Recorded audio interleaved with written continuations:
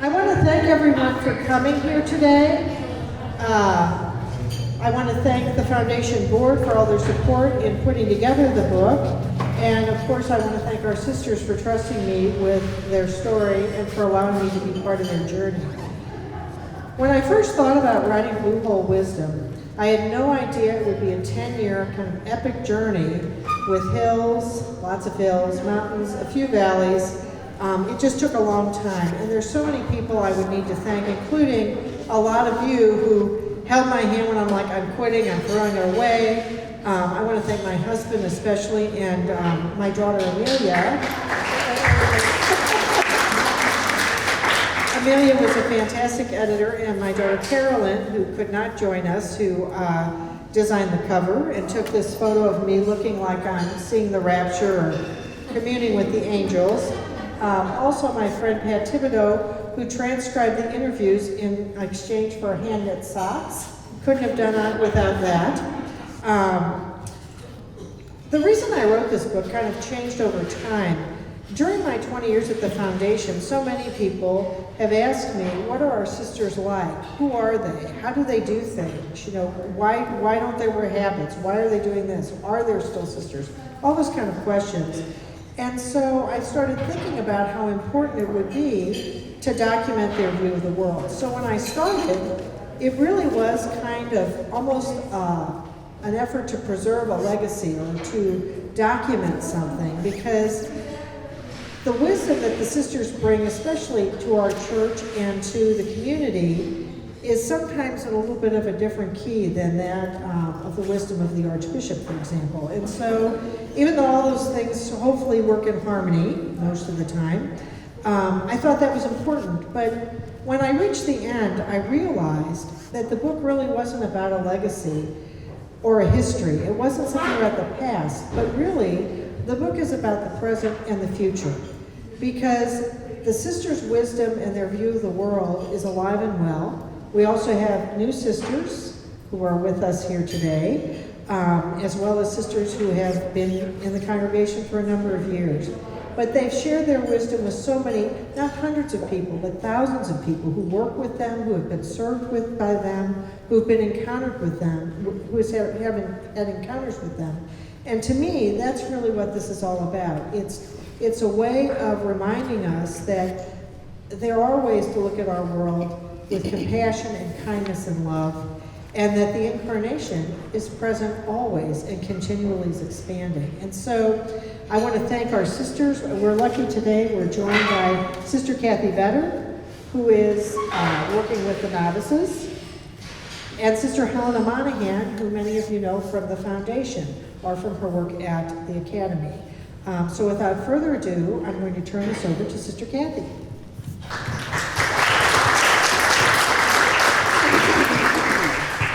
Thank you, Bridget, and thank you, Bridget, for writing this book. I read the book immediately when I got my autographed copy. I felt very special. And the book came many years after the interview came. So I kind of wasn't even sure what I had said, which is pretty typical. But I read the book and I immediately got excited.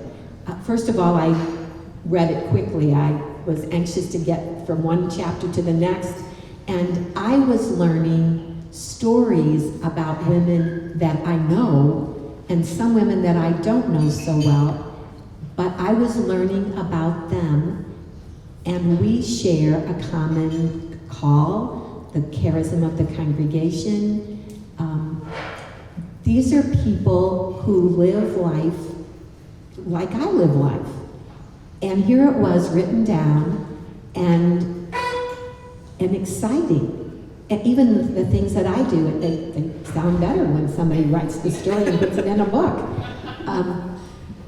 What I got excited about was Bridget is a laywoman who got to know us as Incarnate Word Sisters, and she wrote our story from her perspective.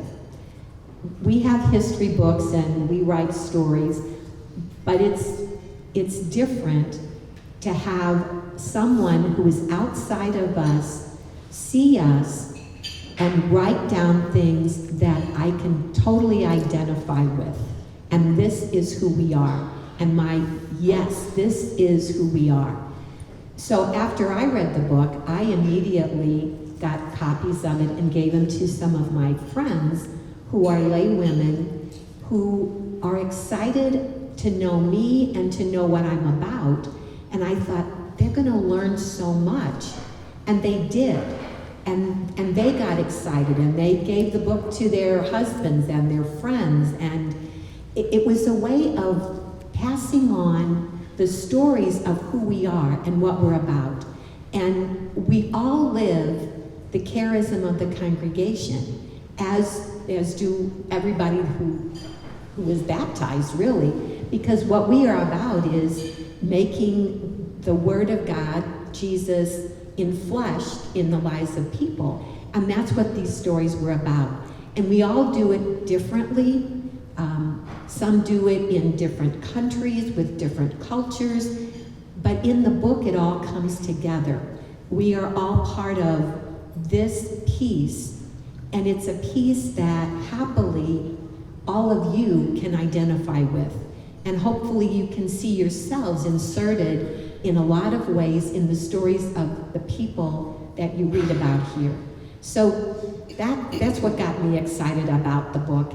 And I'm happy to say that lots of my friends are excited about it. So I'm going to, at this point, sort of pass it on to Sister Helena.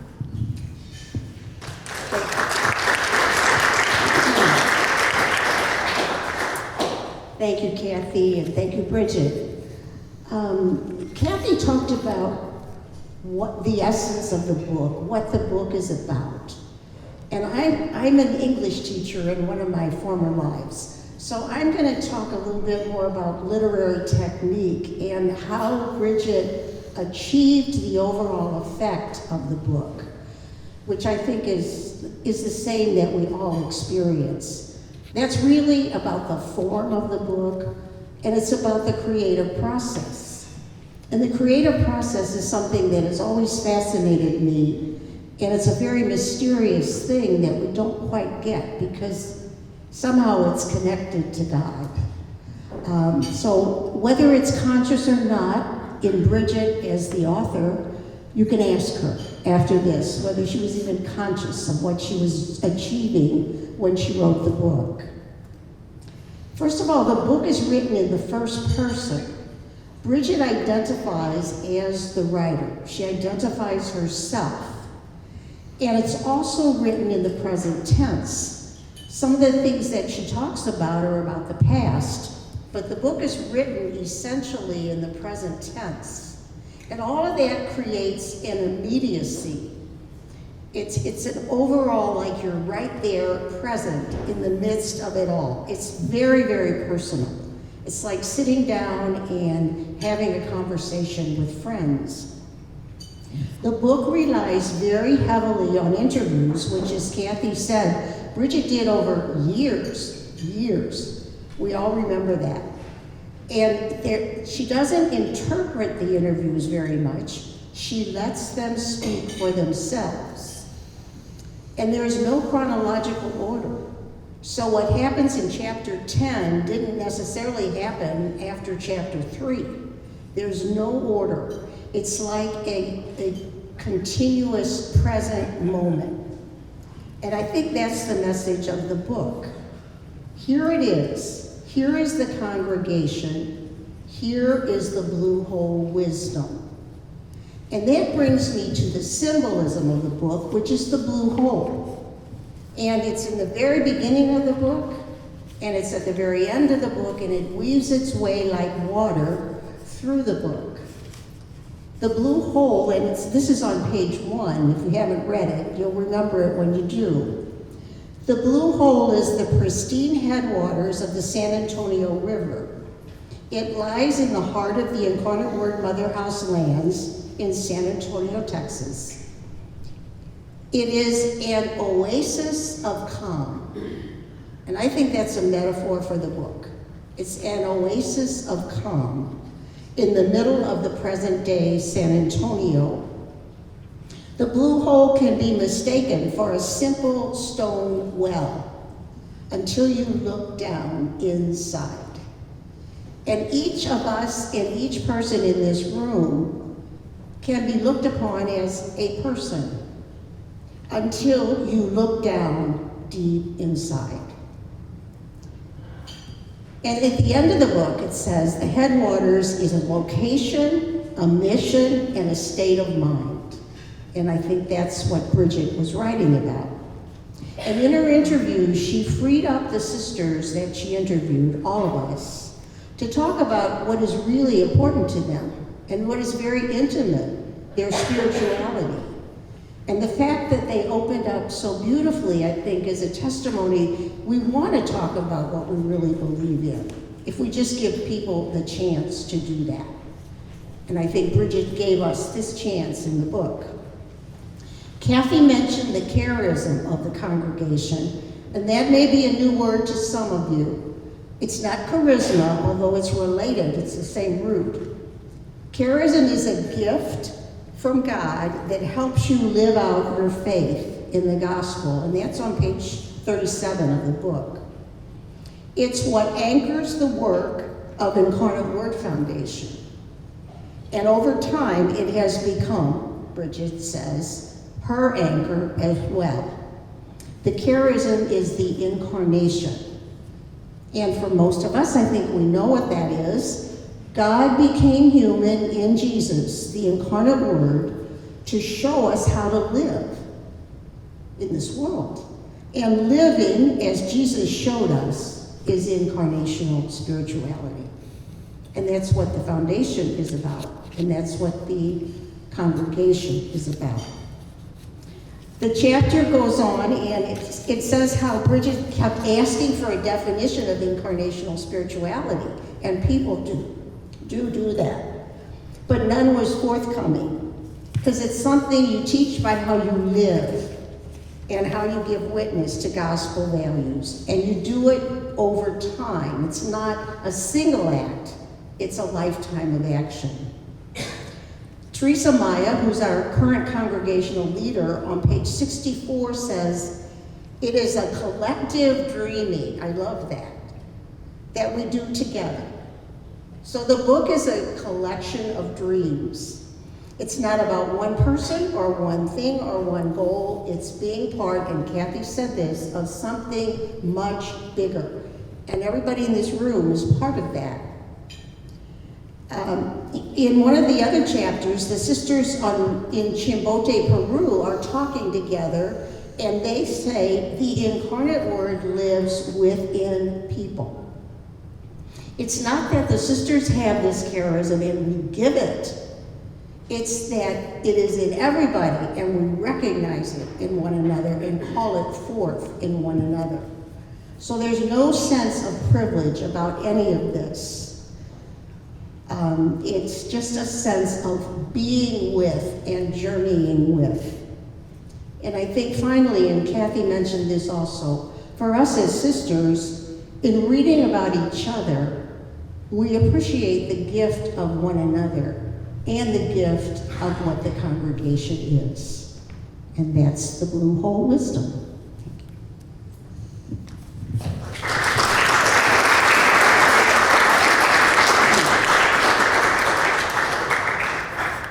Just a kind of a closing remark. When I was pondering the title, I thought it curious that it is Blue Hole Wisdom.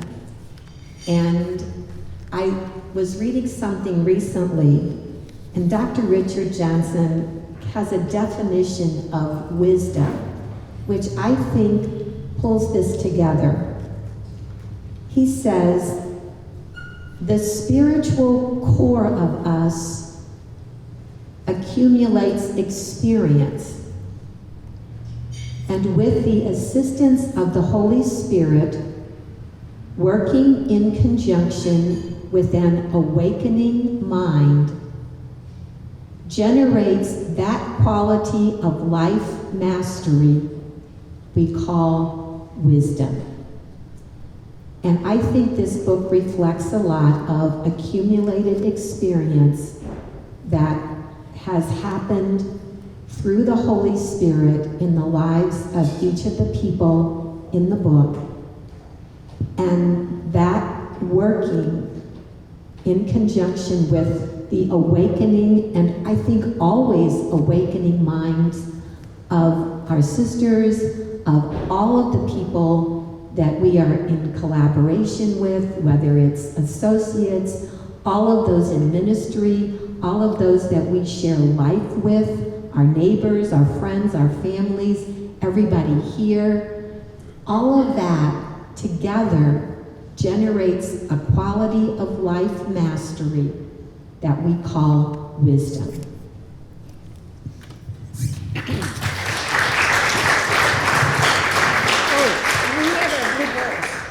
Oh, this is a little surprise add-on. So both sisters have their blue bowls, and if you read the book all the way to the end, you will see there's a chapter about the blue bowls, and so they have their bowls with them.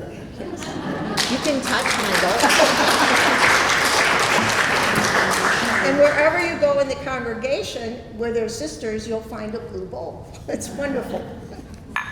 Okay, well, thank you both very much for sharing your perspectives, and now we thought we'd take a few questions before everyone can have another glass of iced tea. I was going to say wine, but this is an alcohol-free event. Oh, yes, Anne.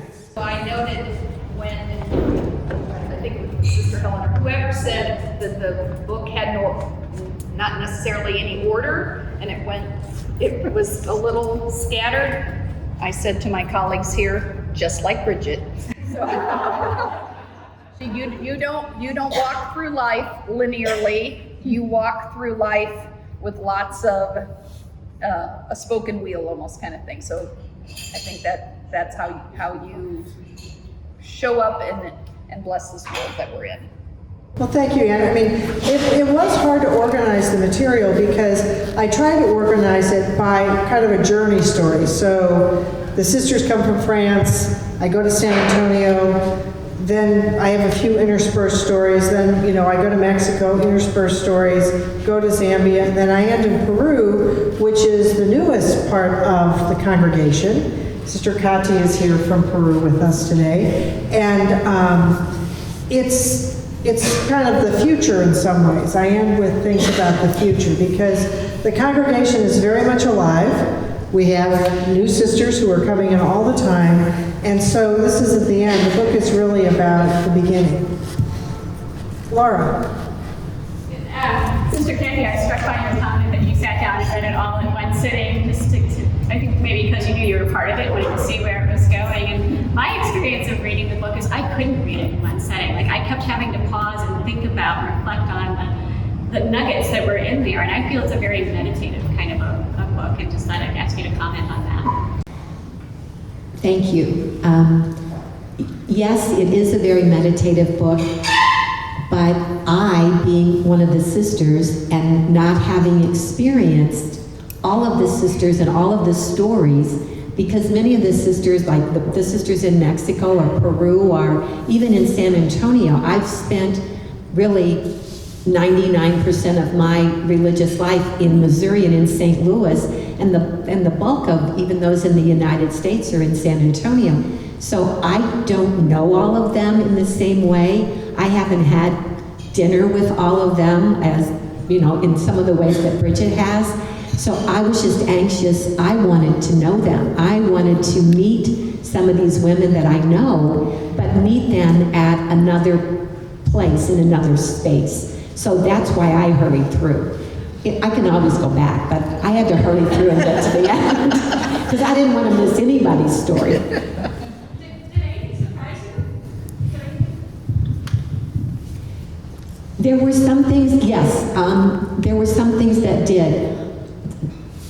For example, some of the story of some of the pain that was happening in Mexico when we had to leave some things there, pull out of ministry, and there was a lot of angst, and there was a lot of pain that happened, and even though it happened during my lifetime, it was never talked about, at least not among any of the people that I knew. It wasn't something that was shared among us as a congregation. And I knew a little bit that had happened. I mean, I knew something had happened, but I didn't know the what of it. So that was news for me, and it explained a lot of things. And I think that's another gift of the book. It can open up conversations among the sisters about things that had in sometimes past were just not talked about. You know, and I know that there were issues in Peru, you know, during the Shining Path, Sandinista, that when that was going on, we didn't know about that. And I'm sure that even for the safety of our sisters that were there, we probably were told a lot of things. So that was news, and I was happy to hear about it and have the opportunity that it's on the table now, it's out there, so we can talk. Thank you for asking. Yeah, I think one of the things that struck me when I was working on the book is I would go in with a preconceived set of questions, and I had an idea of how each sister would respond, and invariably their response was totally different than what I anticipated. And I think, talking about Mexico, one of our sisters, Sister Rosie Acasa, had worked for many years in multicultural work. She was from Mexico, but was in the U.S. for most of her time as a sister.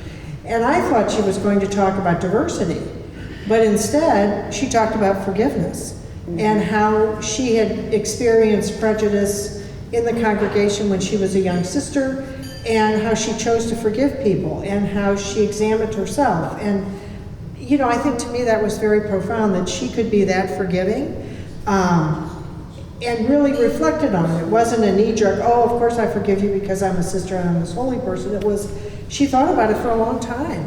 And I think too, part of the book deals with the visitation of the Vatican with our sisters, and what our sisters learned from that, and how they work through their own feelings to come to a place where they say, we were faithful to the call, and this was actually a good thing, is something that I still can't get my head around at times. But the sisters really did that, but it's a process and it's a journey. So I found that when I wrote the book, that everyone I interviewed said things I never expected. Other questions? Bridget, what is the most, like reading the book, because I was like Laura, like I had to read it in pieces. But what's the most important thing that you want the reader to take away from the book?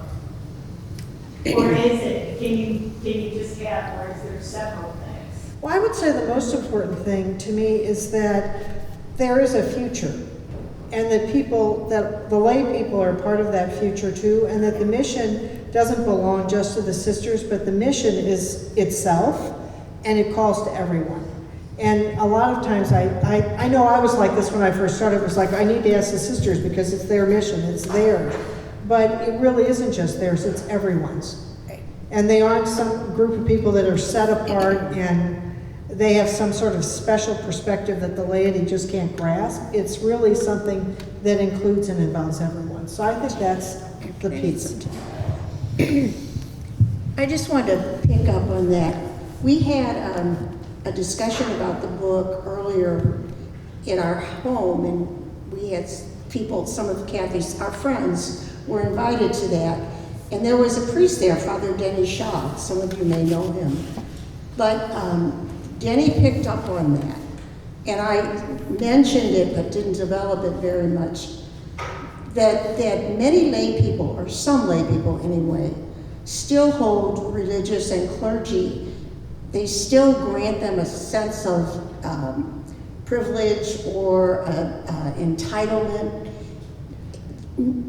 The clergy and the sisters don't want that because it sets us apart from being with people, which is what the Incarnation is. God became one with us, humans. So to get rid of that sense, which I think is what you were saying, Bridget, and I think seeing these women as individuals coping with life as best we can is a sense of togetherness. We're all in this together.